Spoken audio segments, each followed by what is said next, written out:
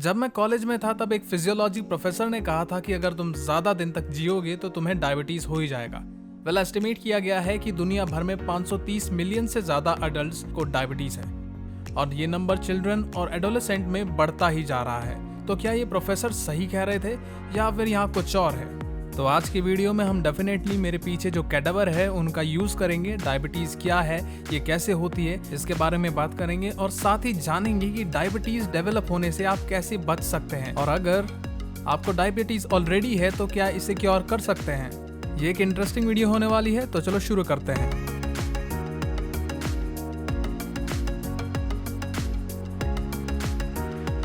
Diabetes या diabetes mellitus को अक्सर दो टाइप्स में क्लासिफाई किया जाता है। अब एक जेस्टेशनल डायबिटीज भी होती है, पर हम मोस्टली टाइप 1 डायबिटीज और टाइप 2 डायबिटीज के बारे में ही डिस्कस करेंगे और इनके वेरियस डिफरेंसेस के बारे में बात करेंगे। पर जब भी डायबिटीज के बारे में कॉन्वर्सेशन होती है तो पैनक्रियाज के बारे में बात करनी पड़ती है। तो चलो एक रियल ह्यूमन पैनक्रियाज देखते हैं और मैं आपको थोड़ा ओरिएंट करता हूँ। लेफ्ट साइड से आते हुए यहाँ लीवर है, हम इसे हटा देंगे और फिर यहाँ स्टमक भी देख सकते हो। हम इसे पीछे से यहाँ पोस्टीरियर रिफ्लेक्ट करेंगे और स्टमक के पीछे आप देख सकते हो ये पैनक्रियाज कितना अमेजिंग है। अब ये पैनक्रियाज का हेड है, बॉडी है और यहाँ नीचे टेल है जिसे मैं ऊपर उठा सकता हूँ ताकि आप इसे देख सके।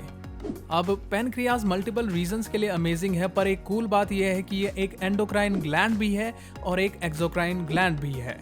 एंडोक्राइन ग्लैंड हार्मोन को ब्लड स्ट्रीम में सिक्रीट करते हैं, पर अगर हम पैनक्रियाज के एक्सोक्राइन पोर्शन को देखें या इसे माइक्रोस्कोप के नीचे देखें तो हम एक्सोक्राइन सेल्स के क्लस्टर देखेंगे जो पैनक्रियाटिक एंजाइम प्रोड्यूस करते हैं और ये enzyme small intestine specifically duodenum में सिक्रीट की जाती है जो डाइजेशन में हेल्प करती है। पर पैनक्रियाज के एंडोक्राइन पोर्शन जिसमें एंडोक्राइन सेल्स होते हैं हम उसके बारे में बात करेंगे, एक्सोक्राइन के बारे में बाद में बात होगी। तो endocrine portion actually hormones produce करते हैं और ब्लड स्ट्रीम में सिक्रीट करते हैं और इस केस में जो मेन हार्मोन है जिस पे हम फोकस करने वाले हैं वो है इंसुलिन।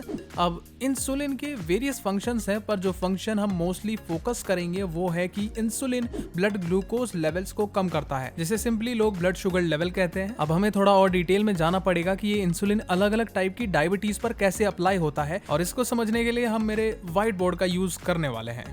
देखो सच्ची बोलूं तो मैंने इस पिंक पैनक्रियाज को और स्मॉल इंटेस्टाइन के फर्स्ट पार्ट को ट्रेस किया है। जब मैं चीजों ट्रेस नहीं करता था तब आपको मेरे बनाए हुए सेल्स देखने पड़ते थे जो स्माइली फेसेस जैसे दिखते हैं, पर हमारे पर्पस के लिए ये डायग्राम काफी बेकार है। बेशक आप क्लियरली देख सकते हैं कि ये बाहर का पोर्शन सेल मेम्ब्रेन को रिप्रेजेंट कर रहा है और यहाँ सरफेस रिसेप्टर्स भी हैं। ये ग्रीन रिसेप्टर इंसुलिन रिसेप्टर को रिप्रेजेंट करते हैं जो कि जरूरी होता है। तो जब हम कार्बोहाइड्रेट कंज्यूम करते हैं तो हमारे डाइजेस्टिव ट्रैक्ट उसे तोड़ते हैं और इवेंचुअली वो कार्ब्स ब्लड स्ट्रीम में ग्लूकोज के रूप में एब्जॉर्ब हो जाते हैं। और यहाँ एक ब्लड वेसल रिप्रेजेंट की गई है और इन ब्लैक डॉट से ग्लूकोज मॉलिक्यूल रिप्रेजेंट हो रहे हैं जो ब्लड शुगर लेवल को बढ़ाने में काम आते हैं। अब pancreas in blood sugar levels को बढ़ाने पर इंसुलिन रिलीज करती है और इंसुलिन को यहाँ ब्लू ट्रायंगल से रिप्रेजेंट किया गया है। यह ब्लड स्ट्रीम में जाता है और फिर इंसुलिन वेरियस सेल्स तक सर्कुलेट करता है और इंसुलिन इन रिसेप्टर से बाइंड करता है और एसेंशियली ये सेल को कुछ बताता है जो कि मैं यहाँ पर ड्रॉ करके बताता हूँ आपको।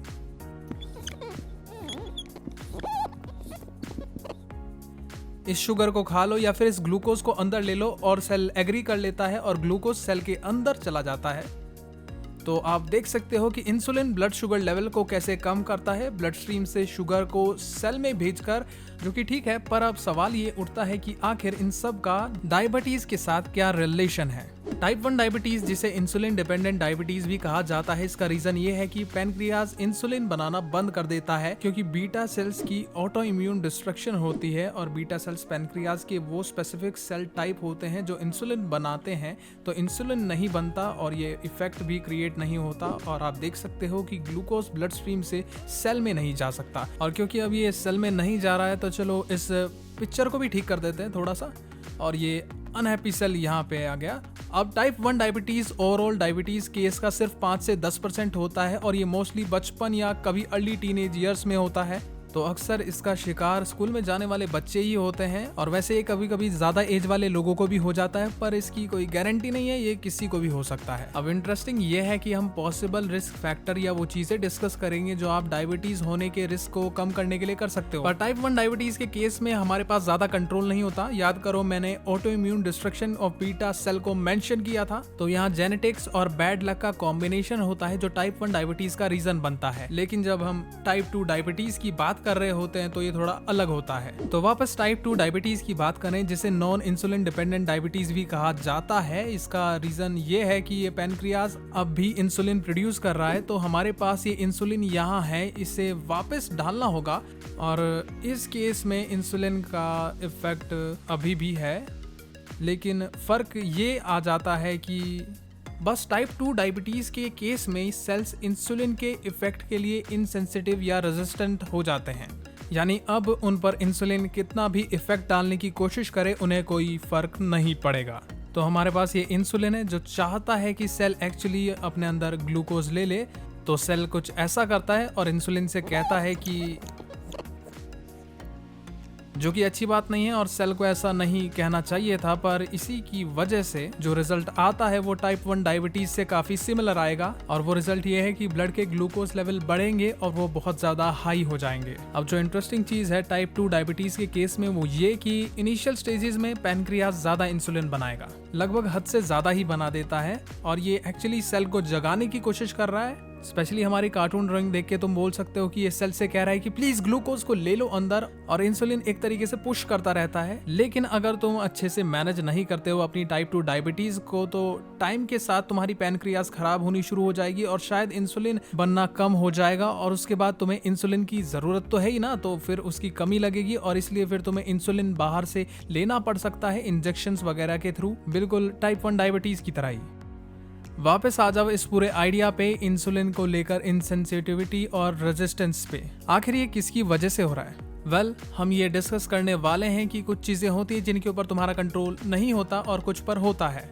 तो रिस्क फैक्टर जिन पर हमारा कोई कंट्रोल नहीं है वो मोस्टली सेंटर करते हैं जेनेटिक्स के अराउंड। तो चीजें जैसे कि फैमिली हिस्ट्री एंड इवन कुछ सर्टेन एथनिसिटीज में भी ये देखा गया है कि उनमें टाइप 2 डायबिटीज डेवलप होने का रिस्क ज्यादा होता है। एग्जाम्पल के लिए मान लो तुम्हारे पेरेंट या सिबलिंग को किसी को टाइप 2 डायबिटीज है, तो उस केस में तुम्हारा खुद का रिस्क टाइप 2 डायबिटीज डेवलप करने का बढ़ जाता है। अब इसका मतलब ये नहीं होता कि कोई पर्सन जिसके पास फैमिली हिस्ट्री है या कुछ सर्टेन एथनिसिटीज हैं जो ज्यादा रिस्क पे हैं, वो बस सीधा टाइप 2 डायबिटीज लेने के लिए रेडी है, क्योंकि कुछ और रिस्क फैक्टर भी होते हैं जिनके ऊपर तुम्हारा कंट्रोल होता है। उनमें से एक है अमाउंट ऑफ एडिपोज टिश्यू। जैसे जैसे एडिपोज या फैटी टिश्यू इंक्रीज होता है, ये स्ट्रांगली कोरिलेट करता है इंसुलिन रेजिस्टेंस डेवलप करने के साथ। लेकिन तुम सोच रहे होगे कि ऐसा क्यों? आखिर क्या चीज इस टिश्यू के इंक्रीज होने से बढ़ती है जो रिस्क फैक्टर बढ़ा देती है टाइप 2 डायबिटीज का, जो कि इंसुलिन रेजिस्टेंस की वजह से होती है? वेल, डाटा ये है कि रिसर्च सजेस्ट करती है कि एडिपोज सेल रिलीज करते हैं कुछ केमिकल्स जिनका नाम होता है एडिपोसाइंस, और जैसे जैसे एडिपोज टिश्यू इंक्रीज होता है हमको इन केमिकल्स की भी इंक्रीज्ड अमाउंट मिलती है। और ये एडिपोसाइंस जो कि केमिकल है वो टेंडेंसी रखते हैं कि बॉडी के सेल्स को इंसुलिन के लिए ज्यादा रेजिस्टेंस बना दें। इसके अलावा जो चीज इस कोरिलेशन को और स्ट्रॉन्ग बनाती है कि एडिपोज टिश्यू का बढ़ना टाइप 2 डायबिटीज से जुड़ा हुआ है, वो ये है कि कोई इंसान जिसे टाइप 2 डायबिटीज है, अगर वो अपना एडिपोज या फैटी टिश्यू कम कर लेता है तो उसकी टाइप 2 डायबिटीज और इंसुलिन रेजिस्टेंस में अक्सर सुधार देखने को मिलता है। तो इन सारी बातों को देखने के बाद आप समझ सकते हैं कि हाँ, हम टाइप 2 डायबिटीज के रिस्क को कम कर सकते हैं और इसे प्रिवेंट भी कर सकते हैं। और अब आपको शायद कुछ आइडिया भी आ गए होंगे कि ऐसा कैसे करें। कुछ लोग सीधा कह सकते हैं चलो फैट कम कर लो या एडिपोज टिश्यू घटा दो, और हाँ ये सही है, लेकिन इसमें और भी चीजें होती हैं। ये सिर्फ फैट कम कर लो कहने जितना आसान नहीं है। एक तो ये कहना बहुत आसान है, करना मुश्किल। दूसरा, हमें ये भी मानना होगा कि हमारे एडिपोज टिश्यू की मात्रा जेनेटिक फैक्टर पर डिपेंड करती है, लेकिन साथ ही हमें ये भी मानना होगा कि इस पर हमारा कुछ हद तक कंट्रोल तो है। ज्यादातर लोग यही सोचेंगे कि हम उन दो चीजों से इसे कंट्रोल कर सकते हैं जिनके बारे में मैं बात करता हूँ, डाइट और एक्सरसाइज। अब डाइट की बात करें तो इंटरेस्टिंग चीज ये है कि इंसान अक्सर एक परफेक्ट डाइट की खोज में लग जाता है, और हो सकता है कि आप किसी खास डाइट को लेकर बहुत ही एक्साइटेड हो गए हो सकता है आपने keto diet, vegetarian diet, Mediterranean diet try की हो, और जो भी डाइट रही हो आप इतना ज्यादा एक्साइटेड थे कि आपको लग रहा था कि आप सिर्फ हेल्दी फूड ही खाएंगे और इससे आप सुपर हेल्दी बन जाएंगे और कैंसर, डायबिटीज, इन सब बीमारी से आप बच जाएंगे, और इसके बाद फिर दुनिया भर में शांति मच जाएगी, क्योंकि सारी दुनिया आपकी डाइट पर ही तो डिपेंड करती थी। मजाक से हटके असली बात यह है कि ऐसा कोई मैजिक बुलेट डाइट नहीं है जो हर तरीके से परफेक्ट हो। बहुत से लोग अलग अलग डाइट फॉलो करके भी हेल्दी रहते हैं और डायबिटीज जैसी बीमारियों का रिस्क कम कर सकते हैं। क्या कुछ जनरल प्रिंसिपल्स होते हैं? बिल्कुल। पहला यह है कि हमारी ज्यादातर डाइट होल फूड से आनी चाहिए। दूसरा, जो भी फूड चॉइस हम करें हमें ये ध्यान रखना होगा कि हम सभी जरूरी विटामिन्स और मिनरल्स मिला लें ताकि हमारी बॉडी सही तरीके से काम कर सके। और फिर आता है मैक्रोन्यूट्रिएंट्स।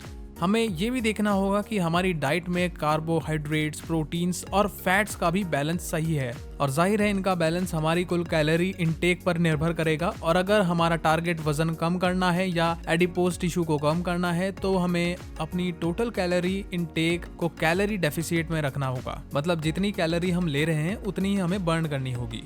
अब मैं फिर से ये बात क्लियर करना चाहता हूँ कि मैंने ये कहा था कि कोई मैजिक बुलेट डाइट नहीं होती और यही बात हमारी ओवरऑल हेल्थ और वेलनेस पर भी लागू होती है। कोई एक डाइट या ट्रीटमेंट ऑप्शन ऐसा नहीं है जो एक मैजिक बुलेट की तरह काम करेगा और तुम्हें एकदम से फिट कर देगा। लेकिन चलो मान लेते हैं कि तुम मुझसे बंदूक की नोक पर पूछते हो कि आखिर हेल्थ और फिटनेस की क्या मैजिक बुलेट है, और ऐसे में मुझे जवाब देना ही पड़ेगा। तो मैं कहूंगा कि वो चीज है एक्सरसाइज। तो मैं समझाता हूँ कि मैंने ऐसा क्यों कहा। एक्सरसाइज सिर्फ फैट कम करने या एडिपोज टिश्यू कम करने में मदद नहीं करती, बल्कि यह हमारे मेटाबॉलिज्म को भी बदल देती है। टाइप 2 डायबिटीज को मेटाबॉलिज्म की एक डिसफंक्शन की तरह देखा जा सकता है, जहां सेल इंसुलिन के लिए रेजिस्टेंट हो जाते हैं और इस कारण से वे ग्लूकोज और कार्बोहाइड्रेट को सही से प्रोसेस नहीं कर पाते। और जब मेटाबॉलिज्म प्रभावित होता है तो यह फैट और प्रोटीन मेटाबॉलिज्म को भी इफेक्ट करते हैं। और इस डिसफंक्शन इन मेटाबॉलिज्म की वजह से हमारी बॉडी को भी दिक्कत होती है प्रोटीन और फैट्स को सही से मेटाबोलाइज करने में। लेकिन एक्सरसाइज मेटाबॉलिज्म को बदलती है। अब जब हम एक्सरसाइज करते हैं तो मेटाबॉलिज्म रेट बढ़ता है, जिससे हम ज्यादा कैलोरी बर्न करते हैं, जो कि वाकई अच्छा है। लेकिन इतना तो तुम अभी तक समझ ही गए होगे कि मेटाबॉलिज्म का मतलब सिर्फ और सिर्फ फैट कम करना नहीं है, बल्कि इसमें यह भी शामिल है कि हम कार्बोहाइड्रेट, फैट और प्रोटीन को कितनी अच्छी तरीके से प्रोसेस करते हैं। और ये सारी चीजें बढ़िया होती हैं सिर्फ और सिर्फ एक्सरसाइज करने से। तो आखिर ये एक्सरसाइज काम कैसे करती है? वेल, मैं तुम्हें एक एग्जांपल दे के समझाता हूँ। ज्यादातर सेल्स को ग्लूकोज को अंदर लाने के लिए इंसुलिन की जरूरत पड़ती है, including the resting muscle cell. But मान लो कि वो रेस्टिंग मसल सेल एक्सरसाइज करना स्टार्ट करता है और ओवरऑल मसल एक्सरसाइज करना स्टार्ट करता है, और तुम्हारी एक्सरसाइजिंग मसल ग्लूकोज को बिना इंसुलिन के ही अंदर ला सकती है, जो कि वाकई कमाल की चीज है। ऑल्सो एक विंडो होती है डायरेक्टली आफ्टर एक्सरसाइज, जहां मसल टिश्यू बहुत ज़्यादा सेंसिटिव बन जाता है इंसुलिन के इफेक्ट के लिए। और फिर से जब हम इसको कंपेयर करते हैं टाइप 2 डायबिटीज से, जहां सेल इंसुलिन के इफेक्ट्स के लिए कम सेंसिटिव या रेजिस्टेंट होते हैं। और ये बात सेंस बनाती है कि एक एक्सरसाइजिंग मसल या एक मसल पोस्ट एक्सरसाइज सेंसिटाइज्ड हो जाती है, क्योंकि वो अपने ग्लाइकोजन स्टोर्स को खत्म करने की कोशिश कर रही होती है, जिसमें ग्लाइकोजन बेसिकली एक स्टोरेज फॉर्म होती है ग्लूकोज की, और वो मसल सेल्स रेडी होते हैं प्रोटीन को भी अंदर लेने के लिए, ताकि वो रीबिल्डिंग की प्रोसेस शुरू कर सकें। और ये सिर्फ एक दिन की एक्सरसाइज को मद्देनजर रख के बोला जा रहा है, लेकिन क्या हो अगर आप रोज एक्सरसाइज करें लंबे समय तक? अगर तुम कंसिस्टेंटली एक्सरसाइज करते हो तो और भी चेंजेस होंगे। फॉर एग्जांपल, माइटोकॉन्ड्रिया की क्वालिटी मसल के टिश्यू के अंदर इंक्रीज हो जाएगी। और तुम्हें याद भी होगा बायोलॉजी की क्लास में माइटोकॉन्ड्रिया को निकनेम दिया गया था power house of the cell का, क्योंकि ये एनर्जी करेंसी बनाने में हेल्प करता है सेल की, जिसको बोलते हैं एडिनोसाइन ट्राइफॉस्फेट या एटीपी। हम ये भी देखेंगे कि जो एंजाइम मेटाबॉलिज्म में इन्वॉल्व होती है उनकी क्वांटिटी भी इंक्रीज हो जाएगी मसल के अंदर। हम देखेंगे कि सेलुलर ट्रांसपोर्ट भी इंक्रीज करेगा। तो बात यह है कि बेसिकली ये सारी चीजें हेल्प करने वाली है हमारे कार्बोहाइड्रेट और फैट्स को प्रोसेस और ज्यादा इफेक्टिवली मेटाबोलाइज करने में। टाइप 2 डायबिटीज से बिल्कुल यहाँ पर उल्टा ही हो रहा है। और ये वही बात है जो मैं एक्सरसाइज के बारे में कह रहा था कि हमें ज्यादा इफेक्टिव मेटाबॉलिज्म देखने को मिलेगा, इंक्रीज्ड इंसुलिन सेंसिटिविटी दिखेगी मसल टिश्यू के अंदर, और उस इंक्रीज्ड मेटाबॉलिज्म के साथ वो ऑफन टिकल करता है सिर्फ फ्रीक्वेंट एक्सरसाइज से एडिपोज टिश्यू को कम करना, ताकि जो इंसुलिन रेजिस्टेंस में जो कंट्रीब्यूशन हो रहा है उसका वो और ज्यादा कम हो जाए। तो इंसुलिन रेजिस्टेंस भी एक्सरसाइज से कम हो जाता है।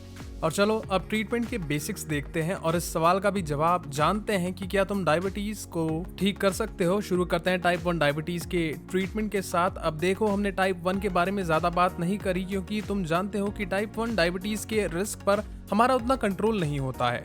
और क्योंकि टाइप 1 डायबिटीज में पैनक्रियाज इंसुलिन नहीं बना पा रहा होता, तो हमारे पास बस एक ही ऑप्शन बचता है, जो है बाहर से इंसुलिन लेने का। और इंसुलिन का अमाउंट डायरेक्टली डिपेंड करता है कार्बोहाइड्रेट के अमाउंट पर टाइप 2 डायबिटीज के इलाज के बारे में हमने बात कर ली है, जो कि वही है कि डाइट और एक्सरसाइज। लेकिन डाइट और एक्सरसाइज के साथ ही लोग प्रेफर करते हैं कि कुछ दवाइयां भी ले ले, और मेटाफॉर्मिन सबसे ज्यादा इस्तेमाल करी जाने वाली दवाई है। और हम डायबिटीज की दवाइयों के ऊपर एक अलग वीडियो कर सकते हैं, लेकिन अभी के लिए मैं सभी दवाइयों को डिस्क्रिप्शन में लिख दूंगा। अब वापस आते हैं इस सवाल पे कि क्या तुम टाइप 2 डायबिटीज को ठीक कर सकते हो, क्योंकि लोग इससे ठीक हुए हैं, चाहे फिर वह डाइट और एक्सरसाइज या फिर वेट लॉस करके या फिर एक गैस्ट्रिक बाईपास सर्जरी करा के। अब ऐसे लोगों का इंसुलिन रेजिस्टेंस कम हो गया होगा, ब्लड शुगर ठीक हो गया होगा, तो तुम सोच रहे होंगे कि उन्हें दवाइयों की अब क्या जरूरत है, तो वो अब बीमारी से क्योर हैं।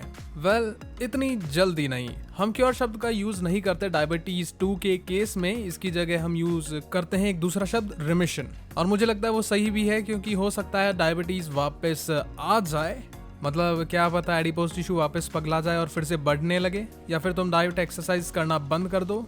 और कई बार एजिंग से भी फर्क पड़ता है, तो मेरे हिसाब से रिमिशन एक बेहतर शब्द है। लेकिन मुझे लगता है कि ये सच में एक कमाल की बात है कि एक आदमी अपनी हेल्थ को इतनी बेहतर कर सकता है सिर्फ और सिर्फ कुछ दवाइयाँ लेकर, अच्छी डाइट फॉलो करके और एक्सरसाइज करके। तो जाओ और एक्सरसाइज करो। इस वीडियो को अंत तक देखने के लिए और हमारे चैनल को इतना बेहतरीन सपोर्ट देने के लिए आप सभी का दिल से बहुत ज्यादा शुक्रिया। और अगर तुम चाहो तो हमारी डिस्क्रिप्शन देख सकते हो और तुम्हें वहां पर बहुत कमाल की चीजें मिलेंगी। और हमेशा की तरह वही नॉर्मल बात है कि प्लीज वीडियो को लाइक शेयर सब्सक्राइब कर दो। आज की वीडियो के लिए इतना ही, मुझे जाना है क्योंकि मुझे एक्सरसाइज करनी है।